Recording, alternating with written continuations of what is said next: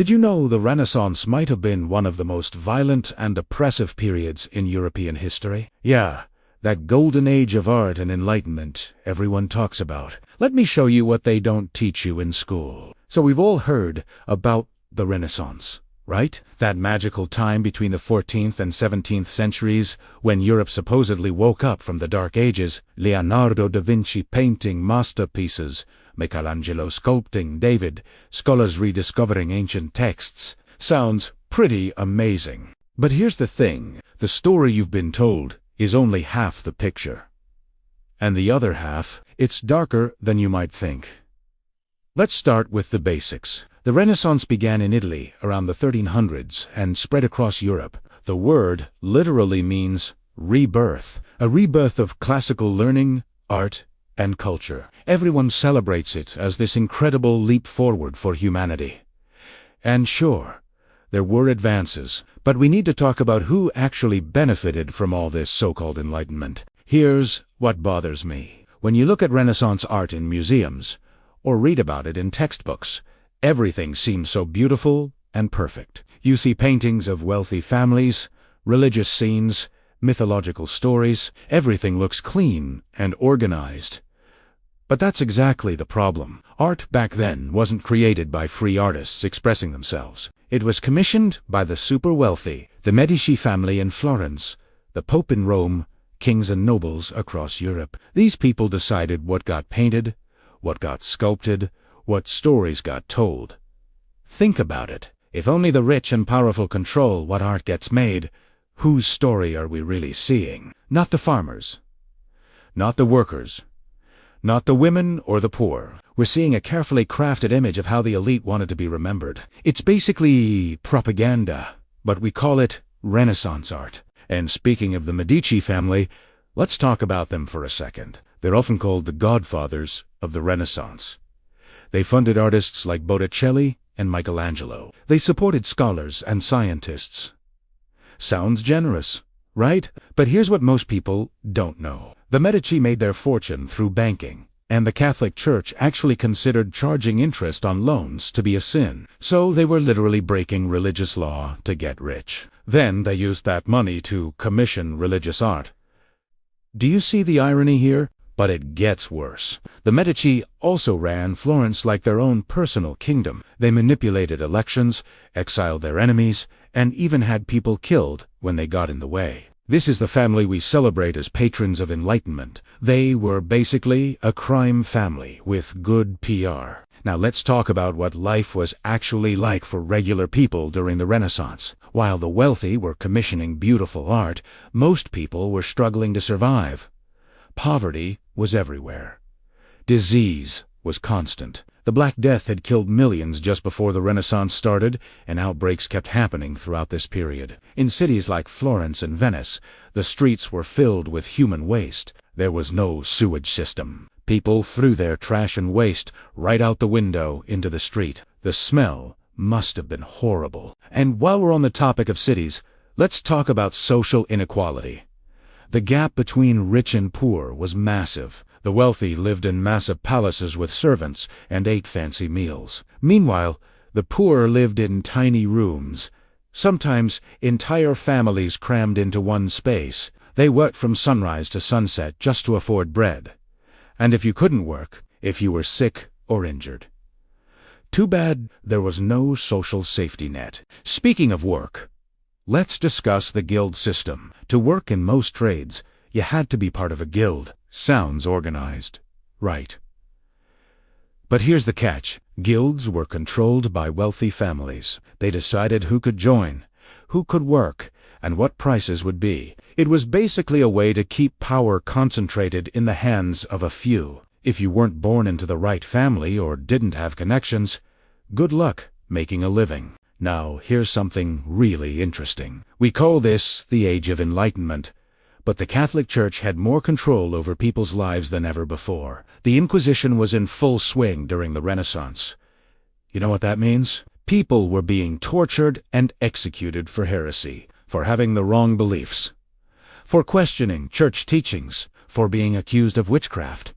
And it wasn't just a few people. Thousands were killed. The Spanish Inquisition alone is estimated to have executed thousands of people. But wait, wasn't the Renaissance about rediscovering classical learning and science?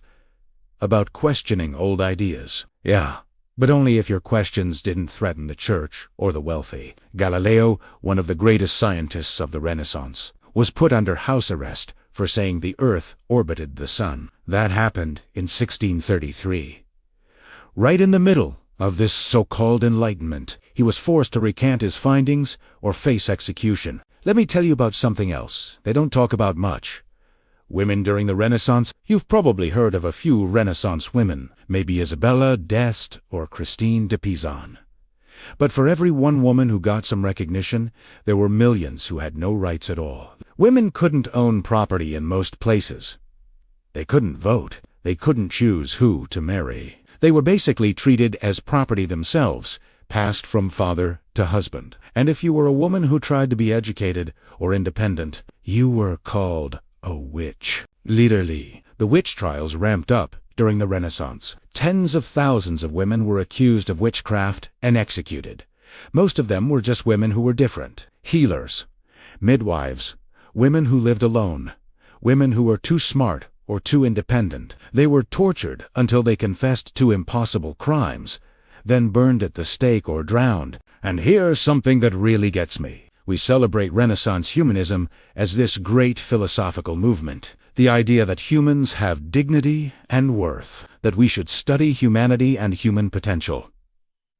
Sounds progressive, right? But at the same time, the transatlantic slave trade was beginning. Columbus made his voyages during the Renaissance. The colonization of the Americas started during this period. Millions of indigenous people were killed.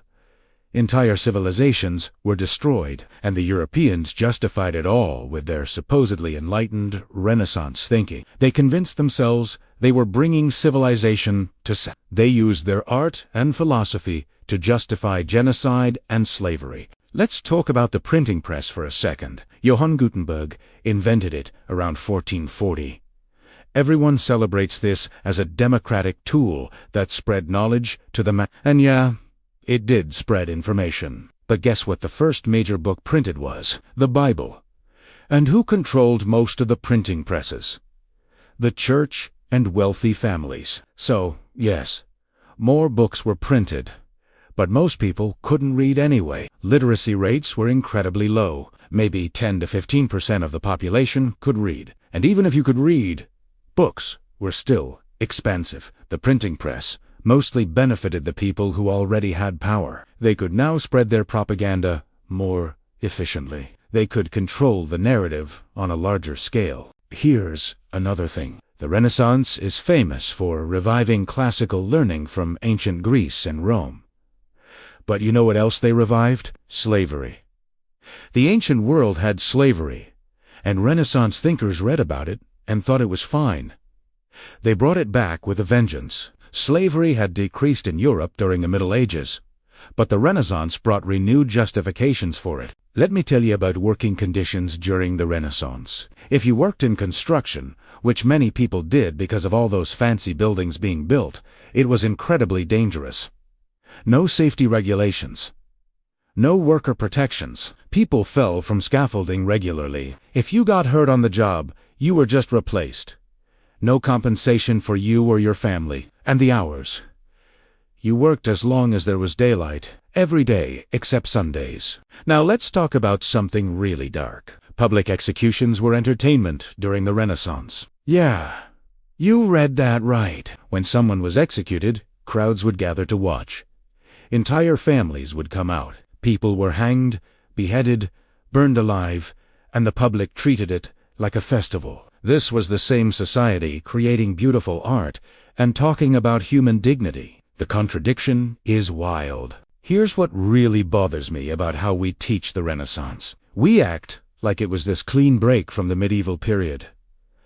Like suddenly everyone became enlightened and rational. But that's not what happened. Most of the violence and superstition of the medieval period continued.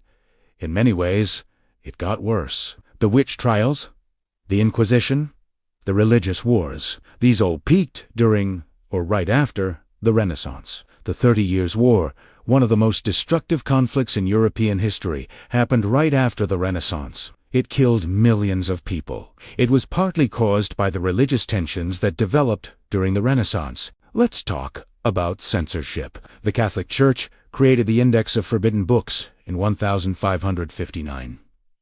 This was a list of books that Catholics were forbidden to read. If you were caught with one of these books, you could be punished severely. This is during the Renaissance. Remember? The age of learning and knowledge. But knowledge was only acceptable if it agreed with church doctrine. Everything else was banned. Here's something interesting about Renaissance philosophy. Yes, they studied ancient texts and developed new ideas. But most of these ideas were only discussed by a tiny elite, a handful of scholars and universities. The average person had no access to this knowledge, no ability to participate in these discussions. It was an enlightenment for the few, built on the backs of the many. And even among those scholars, there was intense competition and backstabbing. Academics would accuse each other of heresy to get ahead. They'd steal each other's work. The idea of this peaceful community of scholars sharing ideas, that's mostly a myth. Let me tell you about healthcare during the Renaissance. If you got sick, your options were limited. Doctors still believed in the four humors. They'd bleed you or give you mercury, which is literally poison. Surgery was done without anesthesia or antiseptics. Most people who had surgery died from infection, and only the wealthy could afford doctors anyway. Everyone else relied on folk remedies or just suffered. Here's the thing about all those scientific advances we celebrate. Yes, Leonardo da Vinci made incredible drawings of human anatomy, but he got those drawings by illegally dissecting corpses. Often the bodies of executed criminals, the church forbade dissection, so he had to do it in secret. Other anatomists did the same thing. Sometimes they'd even steal fresh bodies from graves. The foundations of Renaissance science were built on activities that were considered crimes. So after all this, what do we make of the Renaissance? Was it enlightenment or oppression? Honestly, it was both. But the oppression part gets left out of the story. We remember the Sistine Chapel, but forget about the workers who died building it. We celebrate the art, but ignore that it was funded by corrupt bankers and tyrants. We praise the philosophy, but overlook that it was used to justify slavery and colonization. The Renaissance wasn't a golden age for most people. It was a golden age for a tiny percentage of the population. For everyone else, it was just another period of struggling to survive under systems designed to keep them down. And maybe the biggest oppression of all, the way this period has been romanticized in our history books. We've been taught to admire this era without questioning who benefited and who suffered. That's a form of oppression too. Controlling the narrative, controlling how we remember the past. So yeah, the Renaissance gave us incredible art and important ideas. I'm not saying we should ignore those contributions, but we need to see the full picture. The beauty and the brutality, the enlightenment and the oppression, because understanding the truth about history helps us understand the present. The same patterns of inequality, the same concentration of power, the same control of narratives. They didn't end with the Renaissance. They're still with us today. If you want to learn more about the hidden sides of history, check out the next video.